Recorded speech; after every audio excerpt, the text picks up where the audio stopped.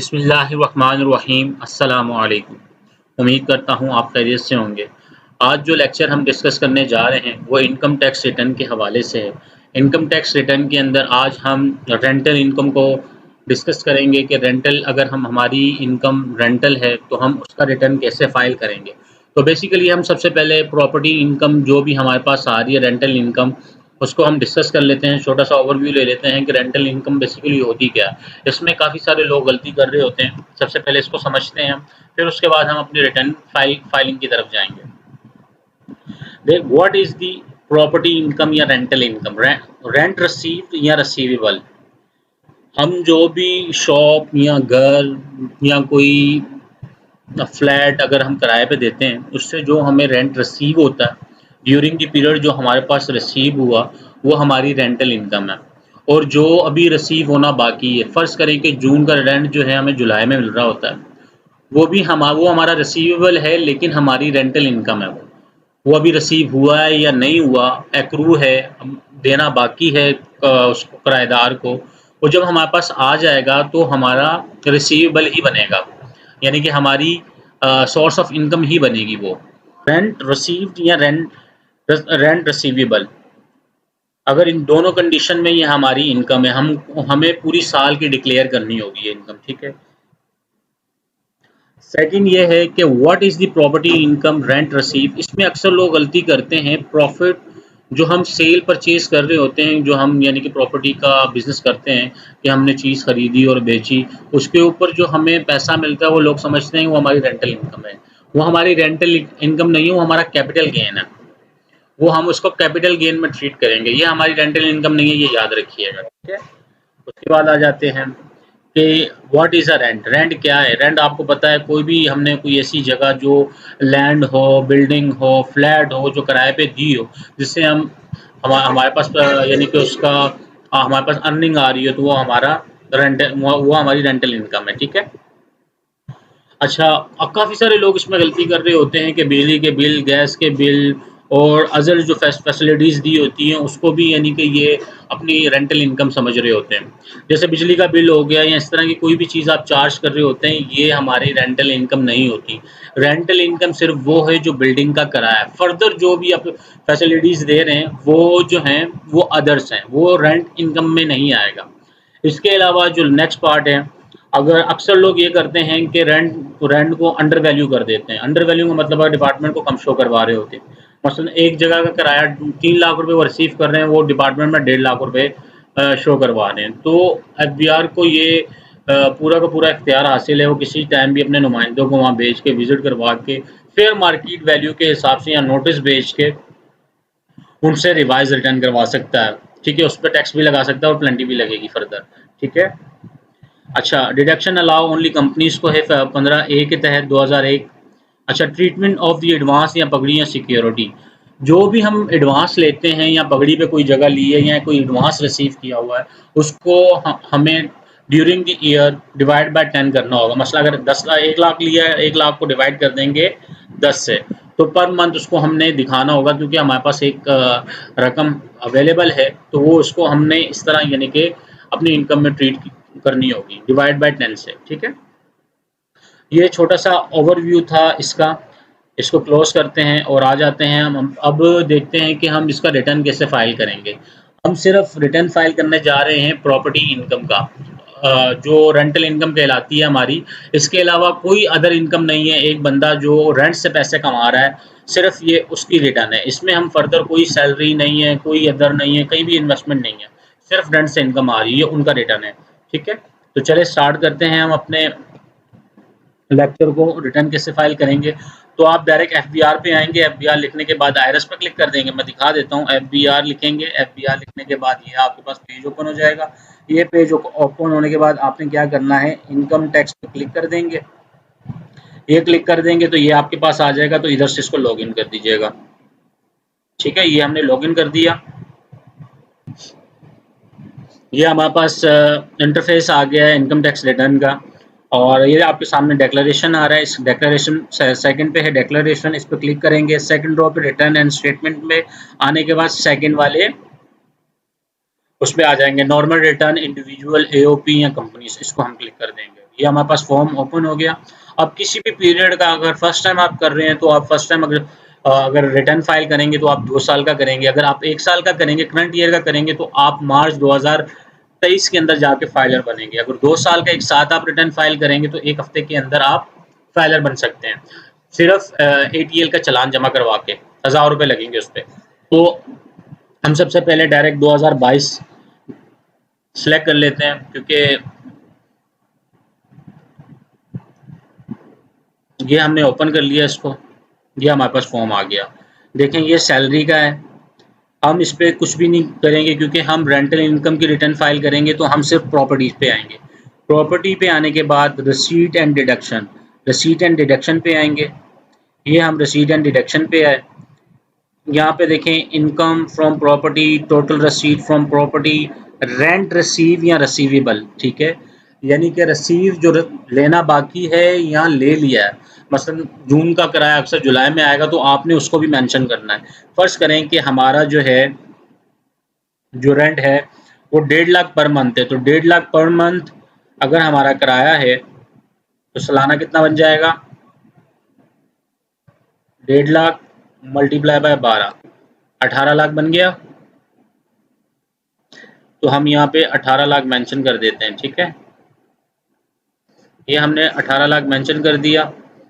अगर कोई आपने 110 amount not adjustable against rent, ठीक है, 110 एडजस्टेबल नहीं है, ठीक है। कोई भी अगर एडवांस वगैरह या कुछ भी ली हुई है तो वो हम यहाँ लिख देंगे। इसके अलावा कोई भी ऐसी चीज़ जो कोई भी recoverable unpaid irrecoverable rent allowance और डिडक्शन है वो हम यहाँ मेंशन करेंगे।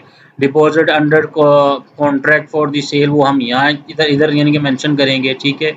और 110 जो मैंने आपको बताया था कि कोई भी एडवांस वगैरह है वो हम यहाँ मेंशन कर देंगे और डिवाइड बाय 10 कर देंगे, ठीक है। सही है, इसको हम कैलकुलेट कर लेते हैं।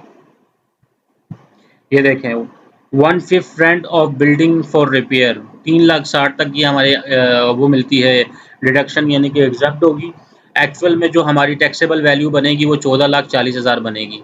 3,60,000 यानी कि 20% जो है वो ऑफ करेंगे किस कीमत में, rent of building for repair, ठीक है, उस कीमत में एग्जम्पशन मिलेगी। कितनी है, 18 लाख।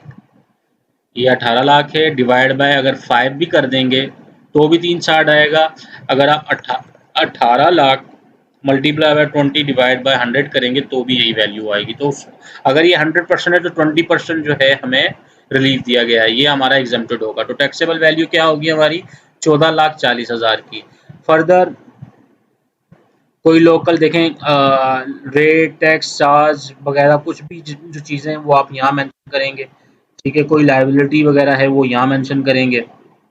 अच्छा, ये तो हमारी होगी रेंटल इनकम जो हमें पूरे साल के अंदर ही हमें पैसे मिले हैं या मिलना बाकी हैं, वो हमने सारा यहाँ शो कर दिया। और बाकी एग्जाम कितनी होगी, 20%, 3,60,000 नीचे आ गए।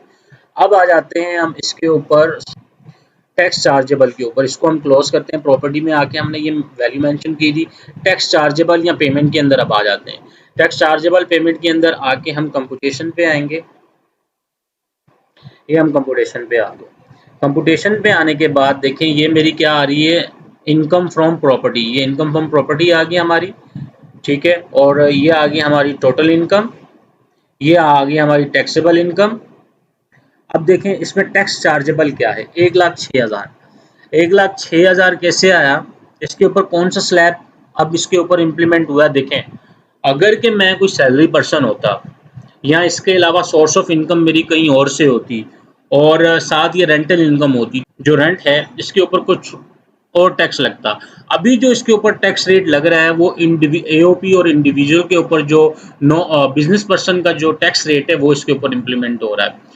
2 तरह के रेट होते हैं, एक होता है salary tax rate, salary tax rate अलग है। एक होता है नॉन सैलरी पर्सन जिसमें एओपी और इंडिविजुअल का यानी कि टैक्स रेट होता है। इसके ऊपर इंडिविजुअल का टैक्स रेट इम्प्लीमेंट हो रहा है, जो उनके ऊपर टैक्स लगा है वो ये वाला टैक्स इम्प्लीमेंट हुआ है, ठीक है।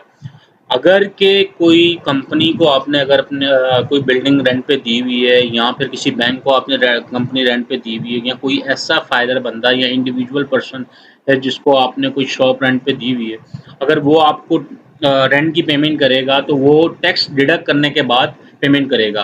तो वो प्रॉपर्टी इनकम के ऊपर जो टैक्स है वो यानी कि डिडक्ट करेगा। वो है क्या, सबसे पहले मैं वो आपको समझा दूँ कि देखें, अगर के 3 लाख तक आपकी कोई इनकम है, 3 लाख से ऊपर नहीं जाती तो वो कोई भी टैक्स नहीं काटेगा आपका। यानी कि 25,000 पर मंथ अगर आपकी शॉप का किराया है या रेंट है तो 3 लाख सालाना बनता है, तो उसके ऊपर कोई यानी कि चार्जेस नहीं है।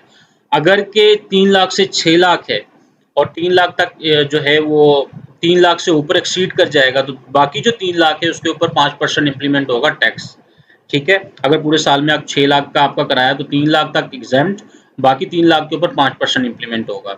इसी तरह जो है 6 लाख से लेके 20 लाख तक, 6 लाख तक एग्जेम्प्ट, 6 लाख तक जो है एग्जेम्प्ट है, बाकी जो वैल्यू बचेगी उसके ऊपर वो 10% इम्प्लीमेंट करेगा प्लस 15% ये फिक्स, ये दो वैल्यू प्लस करके ये आपका टैक्स वो आपको पे करेगा। फिर इसी तरह 20 लाख से अगर आप ऊपर चले जाते हैं यानी कि 25 लाख रुपए आपका, यानी कि फर्ज करें कि साल का किराया 25 लाख रुपए आपका किराया आ रहा है, तो 20 लाख तक जीरो पर, अब 20 लाख तक माइनस हो गए, बाकी जो 5 लाख होगा उसके ऊपर 25% इम्प्लीमेंट होगा, जो वैल्यू वो आएगी वो प्लस 1,55,000 ये दोनों को मिला के वो टैक्स पे करेगा।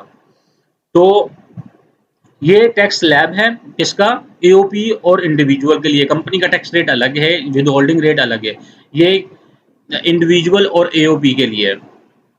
अच्छा, इसी तरह आ जाते हैं टैक्स कैलकुलेशन के अंदर। अगर कि आपका पूरे साल के अंदर पर मंथ आप रेंटल इनकम आपकी पर मंथ की 1.5 लाख रुपए है और सालाना 18 लाख रुपए बन गई, और पूरे साल के अंदर जो टैक्स डिडक्ट होगा इसके ऊपर 1,35,000 होगा। 1 लाख कैसे 35 होगा, ये 18 लाख का स्लैब किसमें वेरी कर रहा है, ये कर रहा है इसके अंदर। तो कितना, 15%। अगर मैं यहाँ आपको करके दिखाऊं, इस 18 लाख में से हम माइनस कर देते हैं सबसे पहले 6 लाख, कितनी वैल्यू आ गई, 12 लाख। 12 लाख आ गई, 12 लाख के ऊपर हम मल्टीप्लाई कर देते हैं 10%, कितना आ गया, 1,20,000 प्लस इसमें कर देते हैं 15 प्लस 1,20,000, कितना बन गया, 1,35,000। तो ये आपका सालाना टैक्स बन गया।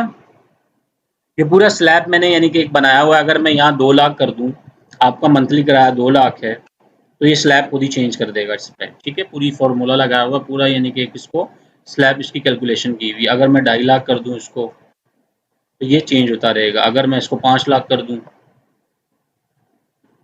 तो इस तरह ये आता रहेगा। ठीक है,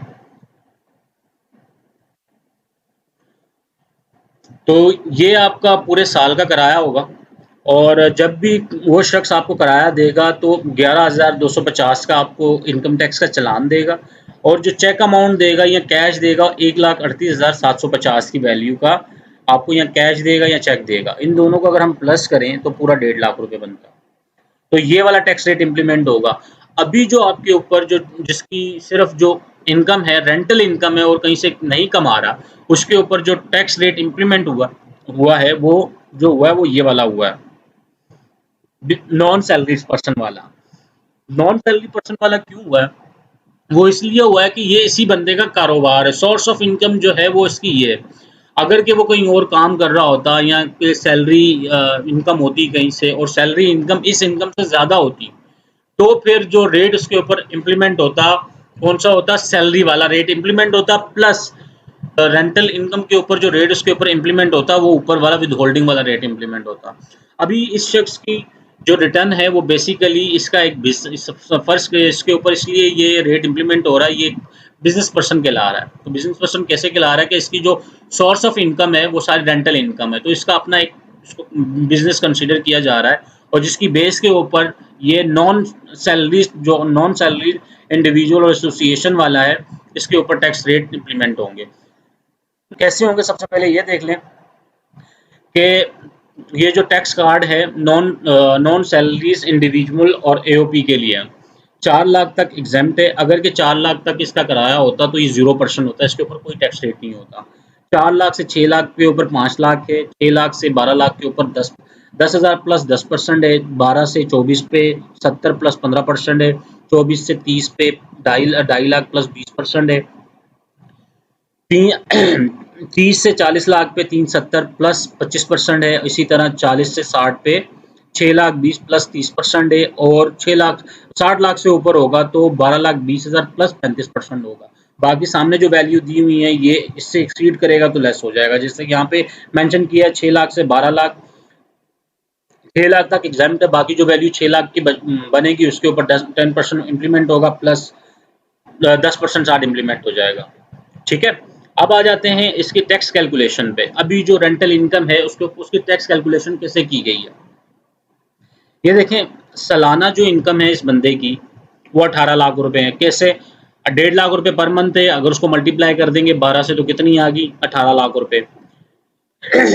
1/5 ऑफ रेंट ऑफ बिल्डिंग है, वो रिपेयर के लिए एग्जम्प्टेड अमाउंट दी हुई है, कितनी है? 3,60,000। यानी कि अगर ये 100% है तो 20% जो है एग्जाम्प्ट है, यानी कि इसके ऊपर टैक्स लगेगा नहीं। ठीक है, ये एग्जाम्प्ट है। तो एक्चुअल में टैक्सेबल इनकम कितनी होगी? 14,40,000 रुपए। अब 14,40,000 के ऊपर अगर टैक्स रेट अप्लाई किया जाए तो 14,40,000 किस पे आ रहा है? अगर मैं इंडिविजुअल का टैक्स रेट खोलूं 14,40,000 तो किस में आ रहा है? 14,40,000 आ रहा है ये। 70,000 जमा करवाना है, कितना? 12 लाख तक एग्जाम्प्ट है। अगर मैं यहाँ आपको दिखा दूं कि 12 लाख, इसमें से मैं 12 लाख माइनस कर देता हूँ, कितना बचा? 2,40,000। तो 2,40,000 में कितना मुझे इम्प्लीमेंट करना है? 15 लाख और 15%। 2,40,000 में 15% इम्प्लीमेंट कर दिया मैंने, 36,000 ये आ गया। ठीक है, फिक्स टैक्स कितना था इसके ऊपर? 70,000। 36,000 ये 15% का आ गया, और 17,000 जो इसके ऊपर फिक्स है, तो कितना हो गया? 1,06,000। 1,06,000 आ गया। इसके ऊपर भी पूरी कैलकुलेशन की हुई है, अगर ये आप देखेंगे तो पूरे फॉर्मूलेस लगाए हुए हैं, इफ का कंडीशन लगाई हुई है इसके ऊपर। तो मैं इधर कोई भी वैल्यू लिख दूं, मसलन इधर मैं 25 लाख लिख दूं तो ये नीचे चेंज करता जाएगा। इधर मैं 90 लाख लिख दूं तो नीचे वैल्यूज चेंज करता जाएगा। ठीक है, तो ये फॉर्मूला था, ये इस तरह टैक्स कैलकुलेशन कैलकुलेट किया गया। इस इधर आके फिर ये देखें 1,06,000 ये हो गए। ठीक है, तो 1,06,000 का जो हमारा है वो टैक्स बन रहा है। फर्ज करें कि ये जो है किसी ऑफिशियल बंदे ने हमें, किसी बैंक को हमने फर्ज कर लें कि कोई नीचे दुकानें किराए पे दी हो या पूरी बिल्डिंग का रेंट पे दी हो, तो वो जो है ये टैक्स आपको डिडक्ट करके देगा। यानी कि 1,35,000 जो है सालाना वो हमारा टैक्स डिडक्ट करता। तो ये हम कहाँ फाइल करेंगे? टैक्स जो हमारा डिडक्ट हुआ होगा वो कहाँ फाइल होगा वो मैं आपको बताता हूँ। मैंने बता दिया कि ये जो टैक्स है हमने कैसे कैलकुलेट किया है। अब फ़र्ज़ करें कि कोई भी ऑफिशियल हमें यानी कि चेक देता है टैक्स डिडक्ट करके, तो उसको हमने कहाँ एडजस्ट करना है? तो ये एडजस्टेबल टैक्स के अंदर हम आएंगे। ये हम एडजस्टेबल टैक्स के अंदर आ गए। इधर आने के बाद 153 rental rent of immovable properties section 155 के अंदर इधर आएंगे हम। यहाँ आने के बाद ये कोड क्या है? 6480080001 के अंदर इधर आके हम इसको प्लस का निशान ओपन करेंगे। यहाँ एड्रेस मेंशन कर देंगे, कोई भी अगर आपका होगा प्लॉट नंबर या शॉप नंबर लिख दीजिएगा 3 और एड्रेस मेंशन कर दीजिएगा जो भी होगा। फर्ज करें कि मैं इधर ये लिख देता हूँ, ये मैंने मेंशन कर दिया। आप एक्चुअल में मेंशन कीजिएगा जो भी हो, ये हमने मेंशन कर दिया यहाँ पे। अब एक्चुअल में अगर फर्ज करें कि ये हमारा किराया, ये हमारी रेंटल इनकम थी पूरे साल की, इसके ऊपर इन्होंने 1,35,000 रुपये काटा। ठीक है, तो हम ये 18 लाख रुपए यहाँ लिखेंगे और ये जो टैक्स है हम यहाँ लिख देंगे। ये इन्होंने हमारी डिडक्शन करके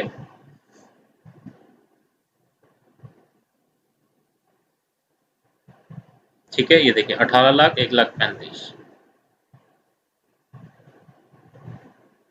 और अगर हम इस कैलकुलेशन पे आए नीचे, एक्चुअल में 18 लाख थी जो हमने टैक्स कैलकुलेट बनाया, हमारी जो टैक्स वैल्यू बनी, जो हमारा यानी कि टैक्स जो बना हमारे साल का, वो 1,06,000 बना। लेकिन एक्चुअल में जो हमारी टैक्स डिडक्शन हुई वो 1,35,000 की हुई, जो यहाँ पे मैंने आपको बताई थी। ये एक्चुअल में उन्होंने 11,250 पर मंथ डिडक्ट करके हमें 1,38,000 दिए। तो 29,000 का जो है हमारा रिफंड आ जाएगा, यानी कि हमारा टैक्स ज़्यादा डिडक्ट हो गया। तो इस जगह को हम करते हैं, ये एडजस्टेबल टैक्स था। कंप्यूटेशन पे आते हैं, कैलकुलेट करते हैं इसको दोबारा से। तो ये देखें 1,35,000 और नीचे ये देखें आपके पास जो है 29,000 का रिफंड आ रहा होगा। ठीक है, ये रिफंडेबल अमाउंट है, ये हम बाद में रिफंड क्लेम कर सकते हैं। तो ये हमारी सोर्स ऑफ इनकम जो है, रेंटल इनकम जो है उसको फाइल करने का तरीका था। इसके बाद आ जाते हैं हम वेल्थ स्टेटमेंट में। वेल्थ स्टेटमेंट में ऑलरेडी डिटेल में बता चुका हूँ, तो फिर भी मैं आपको थोड़ा सा गाइड कर देता हूँ। यहाँ आके हम पर्सनल एक्सपेंस लिख देंगे जो भी आपके होंगे। इधर आप मुख्तलिफ लिख सकते हैं, rate, rent and vehicle, running maintenance वगैरह है, ट्रैवलिंग, इलेक्ट्रिसिटी वगैरह है। तो यहाँ आके बाकी अगर आप वहाँ नहीं लिखना चाहते तो अदर पर्सनल या हाउस एक्सपेंसेस यहाँ आके एक साथ आप लिख सकते हैं जो भी होंगे। ठीक है,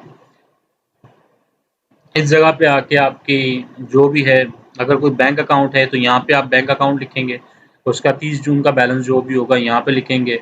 अगर आपकी कोई प्रॉपर्टी है तो वो आप यहाँ पे मेंशन कर देंगे इस जगह पे आके। ठीक है, इसके ऊपर मैं अलग से पूरा एक लेक्चर ऑलरेडी बनाया हुआ है, आप प्ले लिस्ट में मेंशन दे दूँगा और उसका लिंक ऊपर मैं शेयर कर दूँगा, तो आप वहाँ पे जाके देख सकते हैं। वो मैंने काफ़ी डिटेल में बताया हुआ है।